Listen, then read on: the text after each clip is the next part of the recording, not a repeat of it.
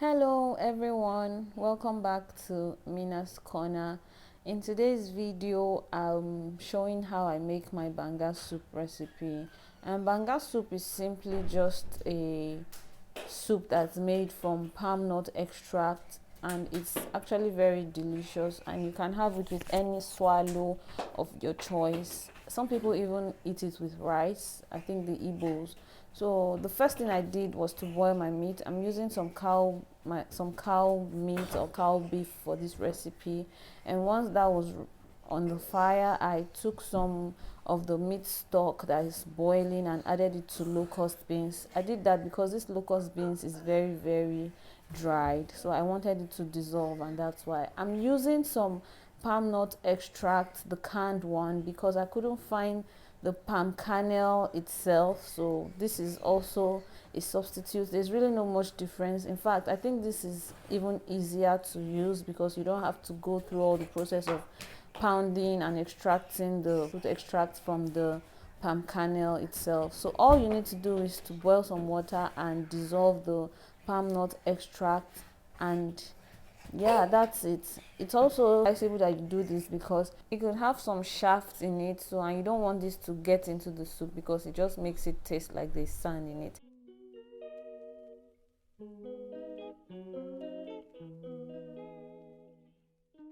And here I'm going to add some uyayak. This is what gives banga soup its not its fragrance or its aroma or whatever you want to call it, but it makes it smell really nice and divine. So you just want to add the whole thing into the meat.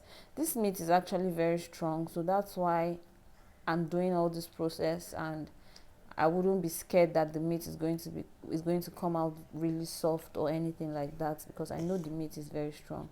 And after that, I added some pepper as well as the locust beans. I blended everything together, and then I just added them to the soup.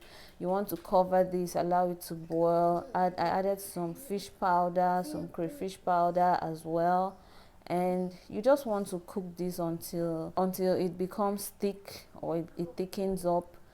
Some people add cocoyam, or but no, I don't do that. I just allow this to until it reduces. I think that's the word to use.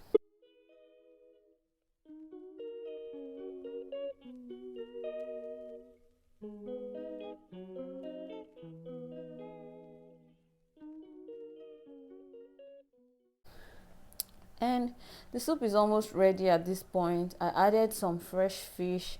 I didn't put this fish all along because I did not want the fish to break or to scatter inside the soup, because this fish is very delicate, it's very soft, so that's why I didn't add it all this while. And the soup was almost ready at this point, and I just added in the fish, as well as I added some shrimp as well. So, and as soon as I added my shrimp, I left for just about 1 minute, and I took it off the stove because I wanted the shrimp, I didn't want the shrimp to overcook. I wanted the shrimp to just be very nice and juicy.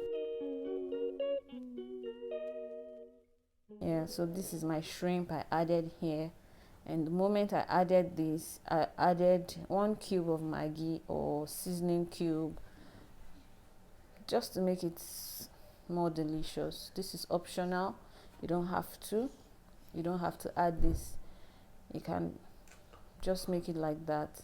And one last thing that you need to know is the colder the soup gets, the thicker it becomes. So don't look at it as, oh, it's too light or it's too runny, because once this soup gets cold, it becomes thick, it thickens up.